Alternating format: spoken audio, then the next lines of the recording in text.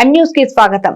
రామచంద్రాపురం నియోజకవర్గం కాజలూరు మండల పరిషత్తు కార్యాలయంలో 2 రోజుల పాటు అధికారులకు, ప్రజా ప్రతినిధులకు గ్రామాల సుస్థిర అభివృద్ధిపై ఎల్సీడీ తెరపై శిక్షణా తరగతులు నిర్వహించినట్లు ఎంపీడీఓ రాంబాబు తెలిపారు.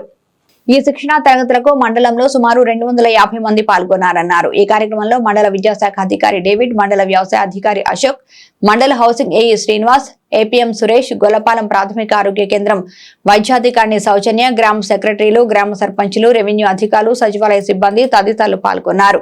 మండల పరిషత్తు కాజలూరు నుండి అందరూ పంచాయతీ సర్పంచులు, పంచాయతీ కార్యదర్శులు, అలాగే అందరూ సచివాలయ సిబ్బందికి కూడా, అలాగే అందరూ మండలాధికారులకి కూడా శిక్షణా కార్యక్రమం ఏర్పాటు చేయడం జరిగింది. ఈరోజు రేపు కూడా ఈ శిక్షణ కార్యక్రమం ఏంటంటే localisation of sustainable development goals.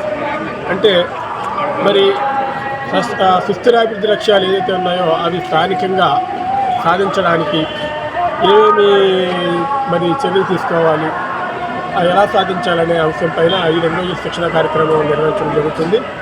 ఈ శిక్షణలో భాగంగా మరి దాదాపు 200 మంది మండల స్థాయి అధికారులు, సిబ్బంది అందరూ కూడా హాజరవడం జరిగింది. అలాగే మరి ఈరోజు రేపు కలిపి ఈ 17 సుస్థిరాభివృద్ధి లక్ష్యాన్ని 9 థీమ్స్ కింద డివైడ్ చేసి 9 థీమ్స్ మీద కూడా శిక్షణ కార్యక్రమం అమలు చేయడం జరుగుతుంది. తర్వాత దీని మీద మళ్ళీ దీనికి టెస్ట్ కూడా పెట్టడం జరుగుతుంది. సర్టిఫికేట్ కూడా రేపు సాయంత్రం జనరేట్ చేయడం జరుగుతుంది. ఇది శిక్షణ కార్యక్రమం యొక్క ముఖ్య ఉద్దేశం. మరిన్ని తాజా వార్తా విశేషాల కోసం ఎం న్యూస్ ని సబ్స్క్రైబ్ చేయండి, మీ మిత్రులకు షేర్ చేయండి.